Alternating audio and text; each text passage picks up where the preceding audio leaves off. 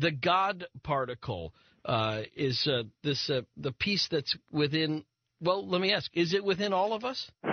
Well, it certainly flows through us, absolutely, and it's kind of interesting that physicists have given this name, the God particle, to this elusive subatomic particle that they think will explain or it will tell us why all matter has mass, and it perfectly matches this conception of what the Gnostics had about a divine spark, of a true core, the philosopher's stone. I think that in an interesting way they're all certainly related. I'm not sure they're the same thing, but the parallel traditions are certainly beginning to merge here. Okay, related but not the same thing. Hang on to that thought, and we'll get back to the calls next on Coast to Coast AM for William Henry. My name's Ian Punnett. Related but not the same. You're talking about the divine spark and whether or not it's the same thing as the God particle that the scientists are looking for, the most basic element of building of matter. But and before we get to the callers, I want to ask you about something that brings us back kind of to the beginning of the show, and we were talking about the BTK killer. Where does evil come from? If we all have the same divine spark within us, where does evil live? How do you look at evil? Well, I mean, that's a really great question, Ian, because, in fact, when you look at some of the Gnostic documents, the Apocrypha of James is one and a couple others, they talk about our divine particles, our divine sparks, and how there's a group of beings they refer to as archons or rulers who don't have our divine sparks. Yep. And who seek to take them from us. Some like to think of these archons or rulers as reptilians or as what we today refer to as the Greys, and suggest that we're being mind controlled by some of these beings and that they're utilizing us to harvest perhaps a fear-type energy from our bodies. And so in my view, that would be a very good place to start for looking for the origins of this idea of evil and how something that is divine within us can be turned into and used for harmful purposes.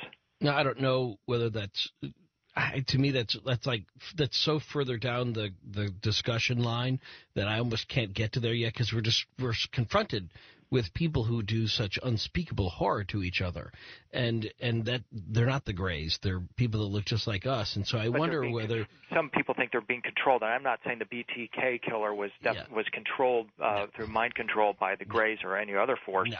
Could just simply be a total mutant gene that he just completely was screwed up from the very beginning. Yeah, maybe. And I keep going, but I do come back to that idea that maybe some people don't have a divine spark, and I don't know why, and I don't know how it works. It just sort of seems that way to me. West of the Rockies, Wally is in Oregon on Coast to Coast AM for William Henry. Wally? Hey, thank you, Ian. You and George and Art and the crew are doing great job. Good show. Thank you. My question for William Henry is it true that Peter was hung on a cross upside down? That's what we're told. I was reading in the Tarot book by Paul Foster Case, and that struck me as really odd.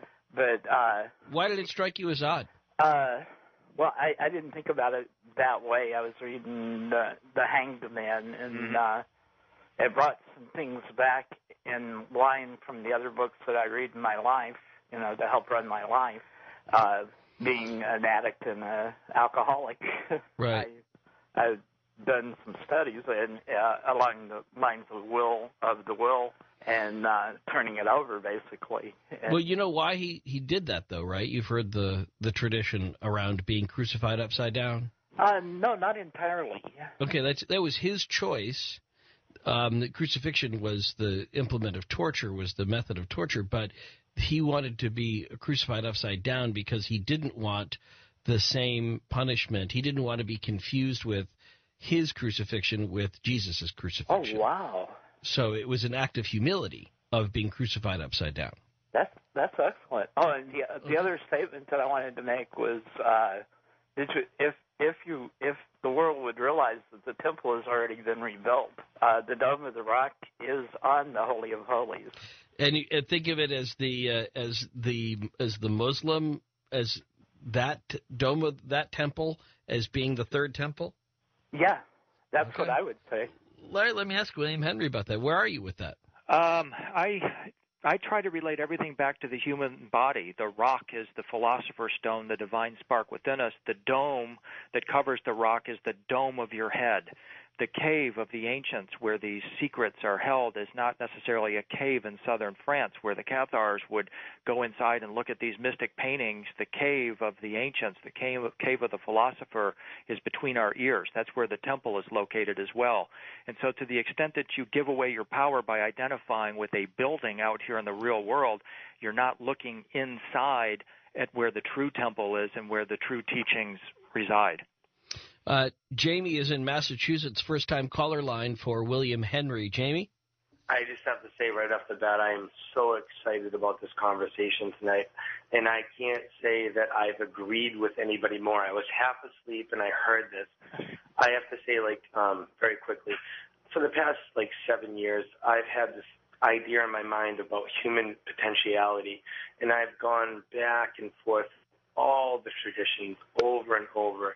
And I've basically settled on a lot of Tibetan and Taoist philosophy, and it does always come back to the same exact thing. And I think that that's my personal idea is that the world is basically symbolism, and that's basically the reason that we have to take that in. And I think a lot of confusion gets lost in that.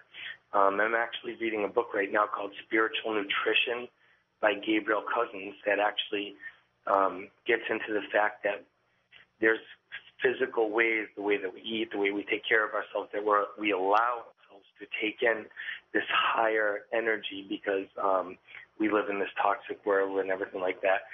And I'm very excited about this. Right. Like I said, I can't remember the last time I agreed on so many different points. And my question is, and I'm very glad you touched on the reptilian and the gray part of this entire this thing, as far as the antagonist in this entire saga that's going on. Do you really believe? And actually, I've read David Icke. I've read ridiculous amounts of things, and it does make sense to me that there is a certain part of our nature that is, when you go in the Bible and it's the struggle between the soul, the flesh and the spirit and all this other stuff, it does make sense to me that there is a certain portion of our nature that is somewhat separate from us that does hold us from this portion. How much do you feel that this is in play in our everyday life that we have now? All right, thank you, Jamie. William?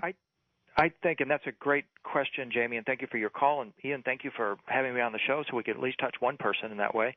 The human body is in transition right now from carbon-based biological flesh to a finer, more ethereal realm. We are at a point right now where we are in the process of transforming our bodies on a negative level into iBods. We have, everywhere I go, you see people with the cell phone hanging off their ear. You see people with iPods strapped to their bodies. Where we're going with this is the transformation of our bodies into iBods. We're not going to be wearing our computers. We're going to be a computer. And here's why I'm alarmed by this. At CERN, not only are they searching for the God particle, they are also creating something they call the grid. The grid is a grid of interlinked computers that will represent a sort of global brain.